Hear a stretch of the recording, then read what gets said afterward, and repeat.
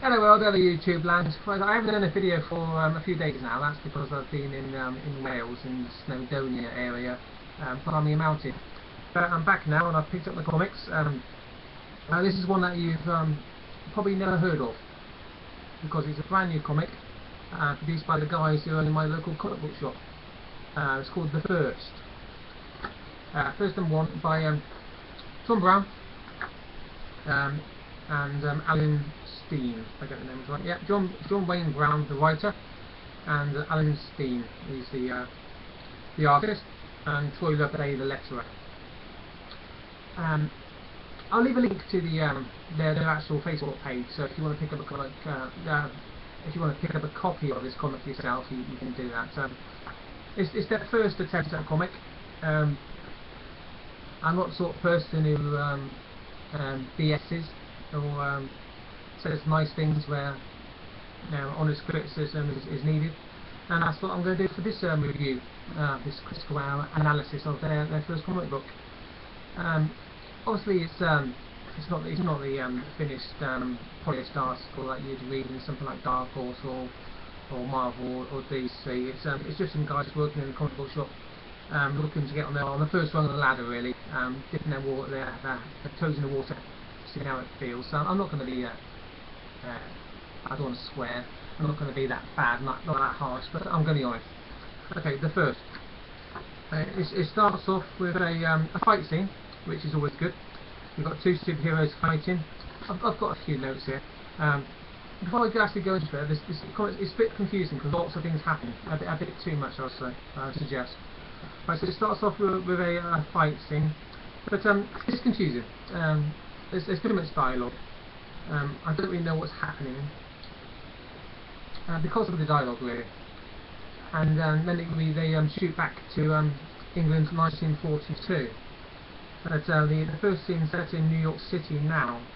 I'm not sure why it's set in New York City, really. If I was writing a comic, being an English bloke, it would be set in Swindon, somewhere where I live. I've got more familiarity with. I can actually comment on Swindon, but I can't comment on New York. I know nothing about New York. These guys live in Swindon, so I suggest it'd probably be a good idea if they set a future comic world in a place like Swindon, something they know a lot more about, and not just go to New York because it's New York and that's where comics are set. And the comic that shoots forward to England 1942. Bloke is in hospital, a soldier, and he's asking for his meds. That sort of jarred with me, asking for your meds. Asking for your meds is it's quite a modern term, really. I'm 40 years old, and when I was growing up, no one used the word meds. So I don't think they're going to be using it in 1942. So that seemed a bit odd to me.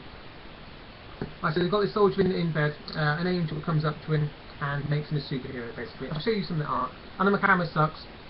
Hopefully I'll change that in the next few days, get a better camera. I'll show you some of the larger artwork so you can get an idea of what the art's like in this. Right, so then the angel's turning this soldier into a superhero because there's only so much racism and hate-mongering and death that we can just sit idly by and let happen. This is happening in 1942 in the midst of World War II. So I don't think the main concern would be racism, really. It would be stopping the war, stopping the genocide, really. Racism is a modern concern. It's something that people talk a lot about now. Of course, after the American Civil Rights movement in the 1960s, it's not something that was really a big issue in 1942. So that's something that didn't fit right with me again.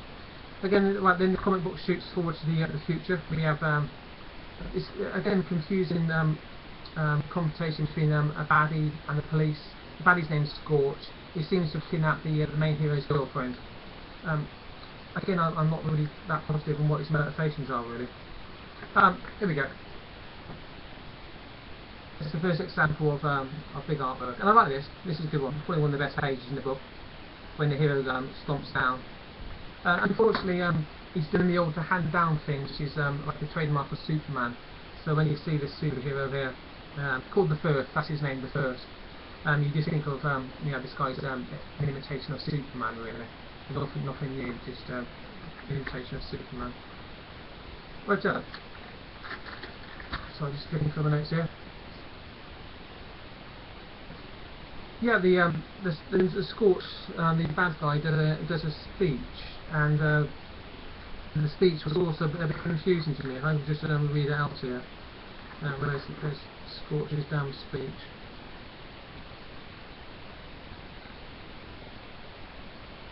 Here we go. You see this world, Samuel Rivers, it's going to destroy itself unless something like me intervenes. I need to create a force to be reckoned with, someone that others will fear enough to respect. That's the bad guy explaining his motivations. What does he want? I don't know, I ain't got a clue. I'm not sure. Right, sorry, I'm just looking through the comic here. That's the problem really with the comic. There's too much dialogue, there's too much speech bubbles, there's too much going on. What's the old acronym? KISS, keep it simple, stupid. From my first comment, this is far too confusing. I'm not really that positive what's going on and what's the motivations of the different characters. Anyway, next in the comic, it shoots forward all the time from like 1940s to 1970s.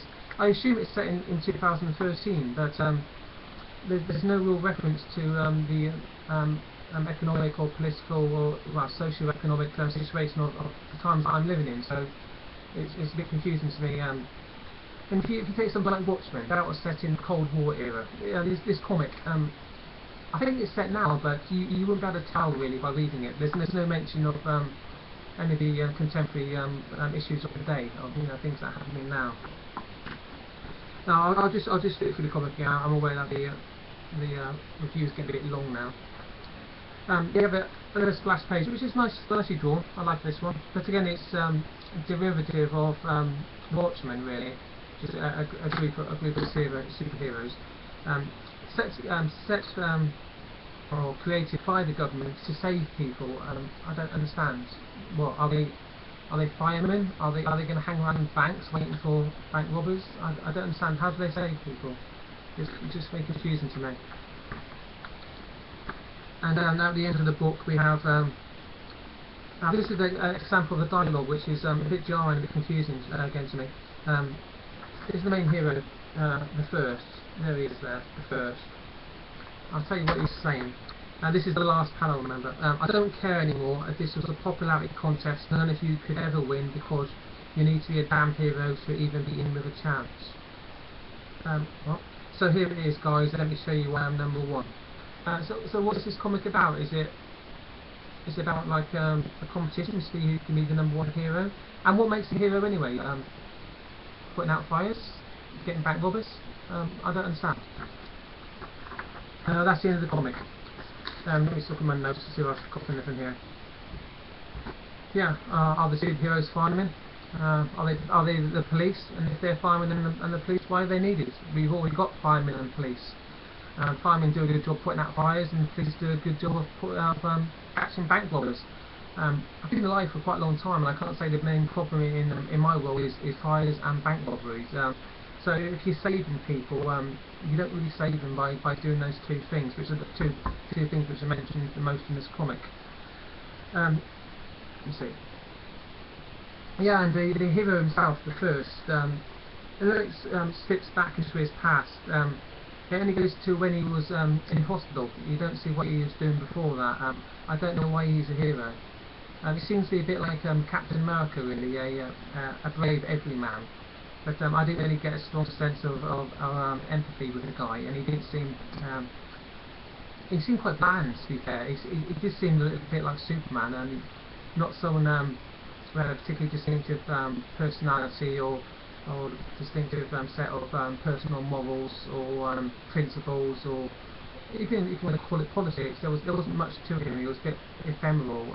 It was almost like he didn't exist. He's just a comic, just a cartoon character. There wasn't an actual man there I can actually, grab hold of. Right. So look at my overall conclusions. When is it set? 2013? I wouldn't know. There's no references to anything that's happening in the world right now. And if you're creating a universe, creating a comic character that's set in this world, in what's ostensibly and the planet Earth 2030, you need to at least reference what's going on in modern culture, modern politics, what's happening in the world, and nothing in here. There's no mention of anything at all. It's just superheroes saving people. That's it. But and there's too much dialogue. Yeah. I was very confused reading this. I had to read it twice, and even after the second reading, I was a bit unsure about some things. There's too much going on. Just too much going on, I'd say.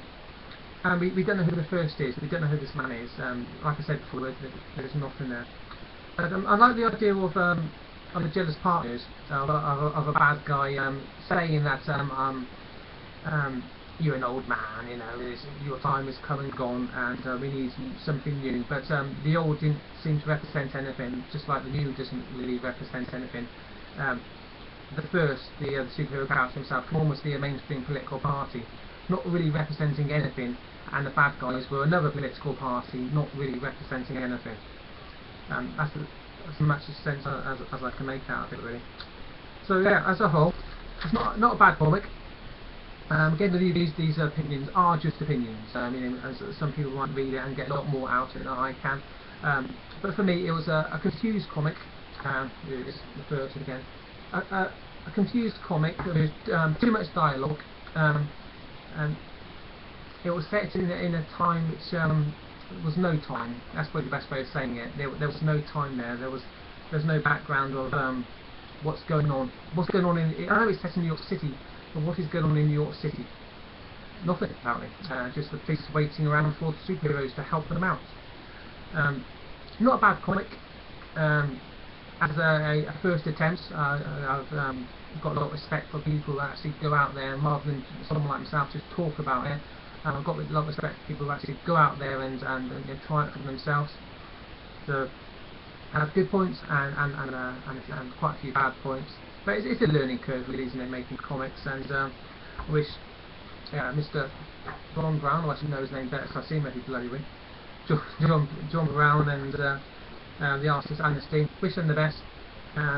Hopefully you'll look at this video and take a few pointers, at least, anyway.